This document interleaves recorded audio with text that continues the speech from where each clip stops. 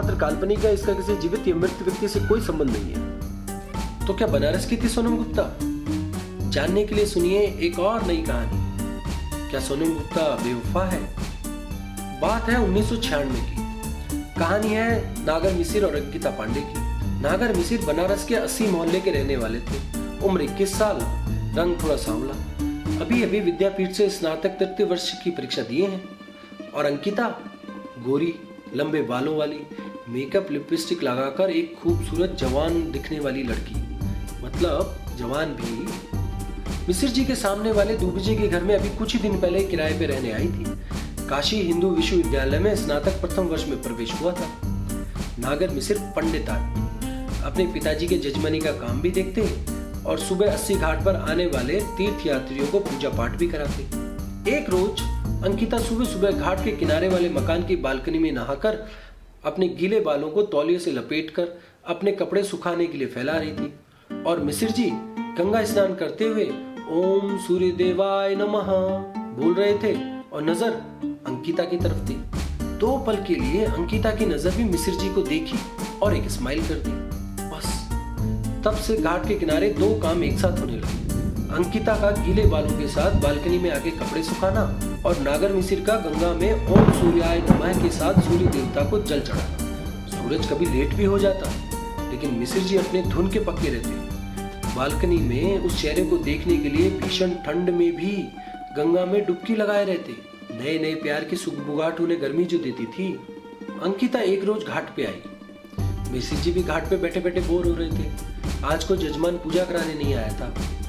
अंकिता ने मिसिर जी से अपना हाथ देखने के लिए आग्रह किया, भविष्य देखने के लिए। मिसिर जी की खुशी देखते ही बनती थी, मानो वर्षों की तपस्या पूरी हो गई हो। हाथ को मिसिर जी देखे भी और महसूस भी किए। अब अंकिता पांडे अपनी मुट्ठी में दबाई हुई 10 का नोट और 1 का सिक्का दक्षिणा के रूप में मिसिर जी को देती है।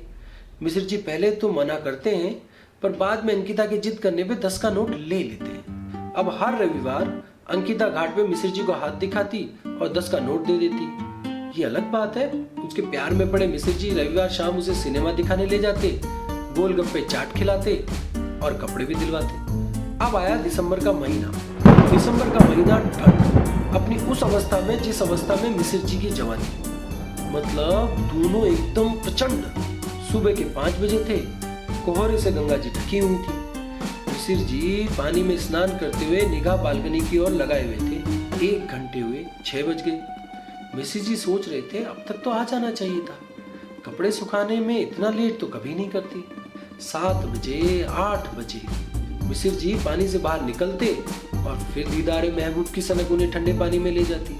अब सूरज सिर पे था, 12 बज गए। बालकनी खाली थी और खाली था मिसिर जी का दिल।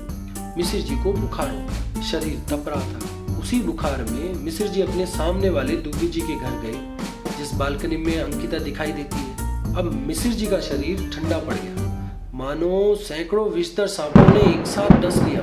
दूबी जी ने बताया, अरे उस लड़की का नाम अंकिता नहीं सोनम था, सोनम गुप्ता।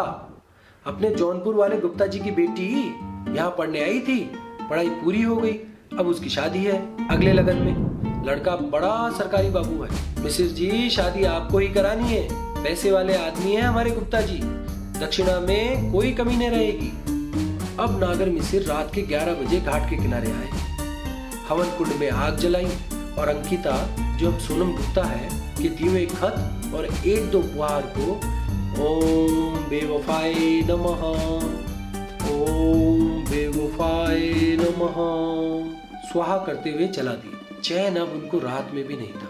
2 बजे अचानक उठे, कलम उठाई और हाथ दिखाने पर अंकिता, जो अब सोनम गुप्ता है, ये जो 10-10 वाले नोट दिए थे सभी को अपने बक्से से बाहर निकाला और हर नोट पर लिख डाली, सोनम गुप्ता बेवफा है।